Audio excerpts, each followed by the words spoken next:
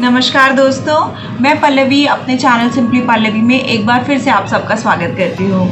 आज का जो विषय मैंने चुना है इट्स अबाउट रिग्रेट्स। वो 5 बड़ी regrets, biggest regrets in life, वो 5 बड़े पछतावे जो हमें कभी ना कभी किसी ना किसी लाइफ मोमेंट पे हिट करते हैं, मजबूर करते हैं ये सोचने पे कि काश हमने ये पहले किया होता और ये काश हम ये ना करते। तो वही कुछ 5 रिग्रेट्स मैं फिर से आप सबके सामने रख रही हूँ अपनी समझ से, जो मुझे लगते हैं बहुत इम्पोर्टेंट है। अगर हम उस स्टेज तक पहुँचे ही ना और उससे पहले ही अपने आप को संभाल लें कि काश हमें बोलने की ज़रूरत ही ना पड़े। तो चलिए बिना किसी ज़्यादा आप लोगों का समय लिए हुए let me start the videos now.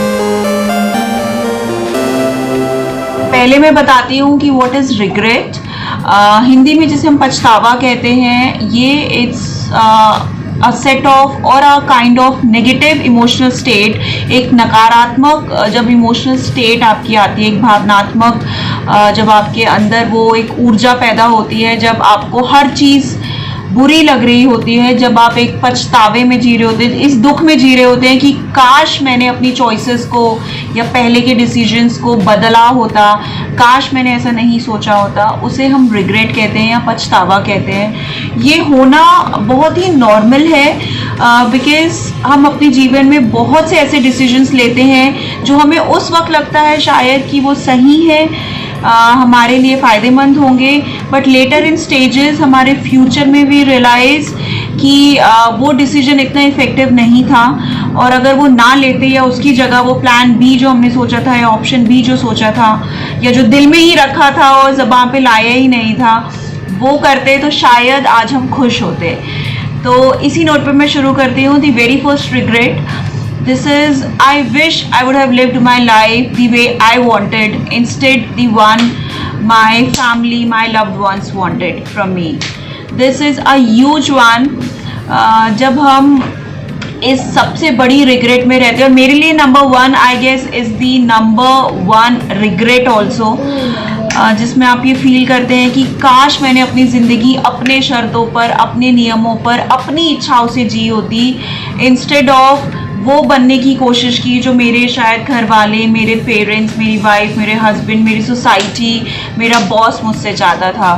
This is so common because आजकल हम जितने सोफिस्टिकेशन और आर्टिफिशियल लाइफ में जीने लगे हैं, जिसमें हमारा शो ऑफ बहुत ज़्यादा है, जिसमें हम हमेशा एक मास्क पहन के बाहर की दुनिया में रहते हैं just to be present ourselves more beautiful, more smart, more confident.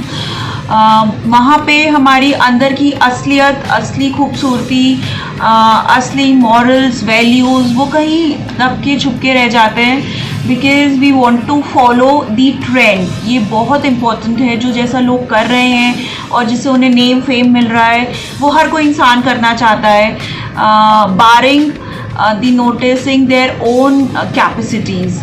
और बाद में जाके दे रिग्रेट कि काश मैंने ऐसा नहीं किया होता, काश मैंने अपनी दिल की सुनी होती, काश मैंने पहली बार में ना किया होता और अपने दिल की आवाज़ को सुना होता। This is so common and so hurtful also. The second, I wish I would have spent more time with my friends, my family, my parents and especially my kids. काश मैंने अपना ज़्यादा समय अपने परिवार वालों के साथ, अपने माता पिता के साथ, अपने भाई बहनों के साथ और बहुत इम्पॉर्टेंट अपने बच्चों के साथ बिताया होता, उस वक्त जब उन्हें मेरी वाकई ज़रूरत थी, उस वक्त जब वो वाकई बच्चे थे और उन्हें एक सच्चे मार्गदर्शक की ज़रूरत थी।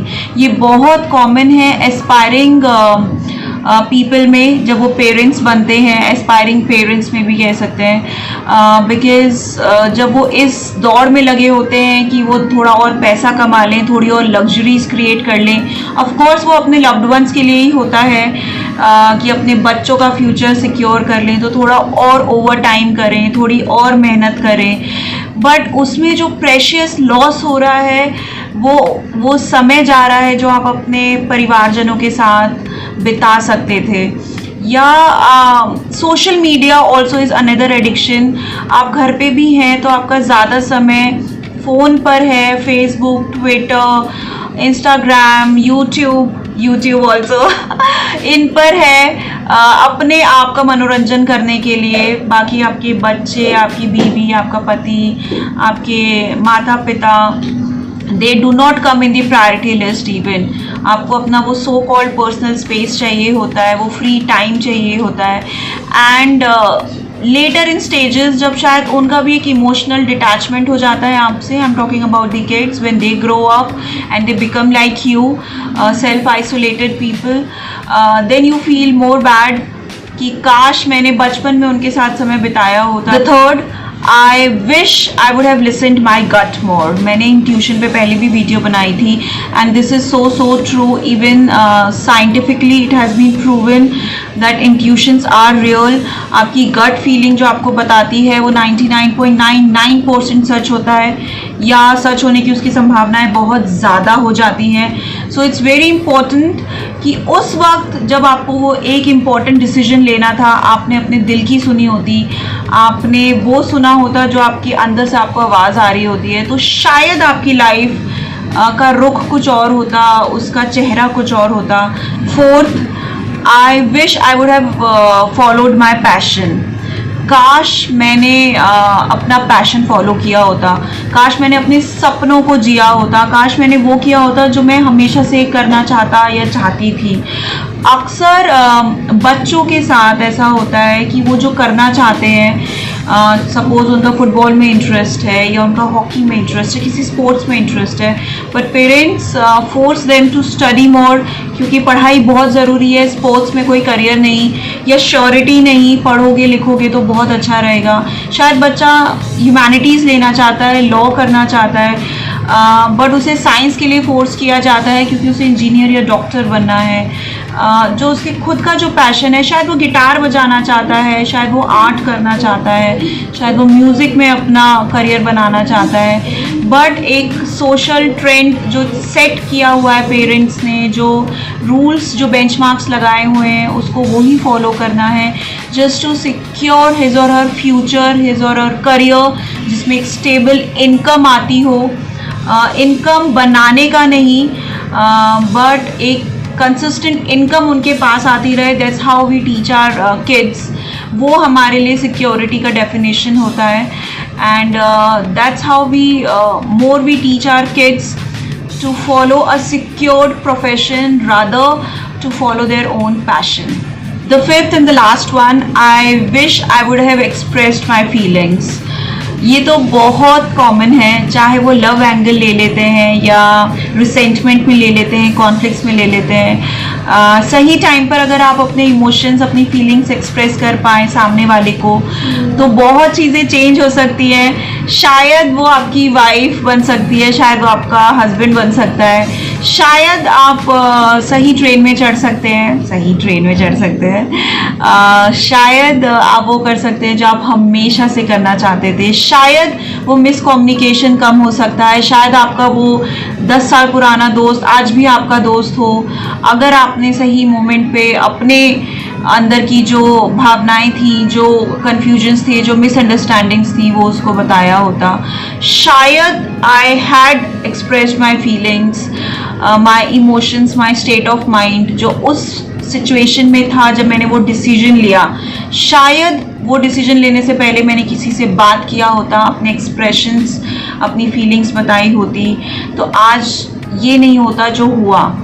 दैट्स अनदर बिगेस्ट रिग्रेट जो हम अक्सर कभी ना कभी फॉलो करते हैं या फील करते हैं, स्पेशली जब हमारा एक रिलेशनशिप फॉल आउट होता है या वो चीज़ हमसे दूर हो जाती है जो हमें बहुत अजीज़ थी एक समय पर, बट हमारे ही मिसअंडरस्टैंडिंग या डिसीजन की वजह से आज वो हमारे साथ नहीं है। तो ये वो 5 रिग्रेट्स हैं मेरे हिसाब से जो हमारे जीवन को एक सार में बांध सकती हैं, जो हमें बता सकती हैं कि किसी न किसी मोड़ पर कभी ना कभी हम ऐसा फील करते हैं। अगर इन 5 में से आपने कभी भी कोई भी इस मोमेंट पे फील किया है या किसी एक पॉइंट से आप ज़्यादा कनेक्ट हुए हैं, भगवान करे आप कभी रिग्रेट ना फील करें, but this is so natural, चाहे वो छोटा सा कोई डिसीजन हो या बड़ा, इमोशनल ग्रीफ होना या इमोशनल लॉस होना उस डिसीजन के प्रति बहुत नेचुरल है, तो उसका आना स्वाभाविक है, बट वो आपको कैरी फॉरवर्ड नहीं करना है। That's very important. तो जहाँ भी आप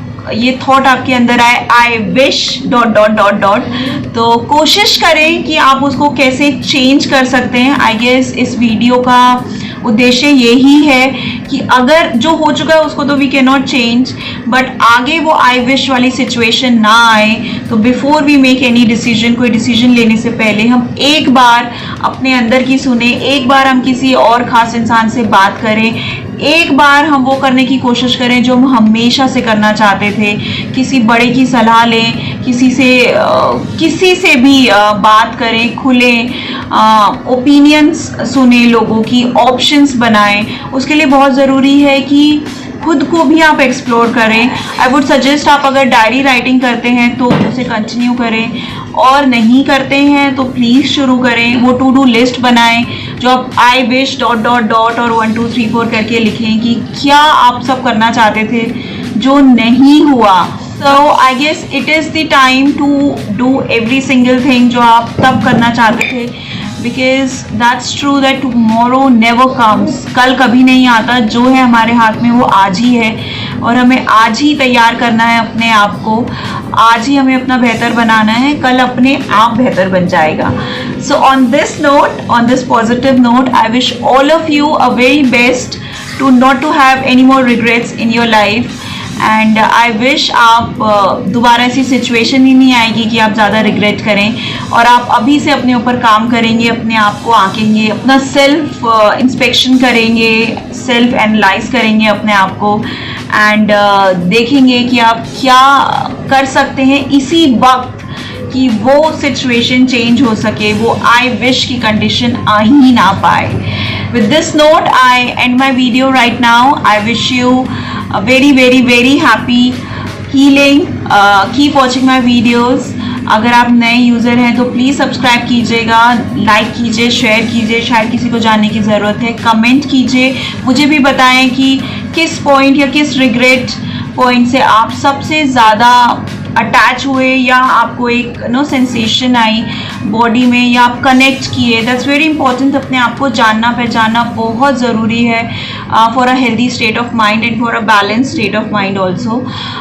तो keep watching my videos and till then take care, stay healthy from here also. That's very very important, and see you guys once again. Bye bye.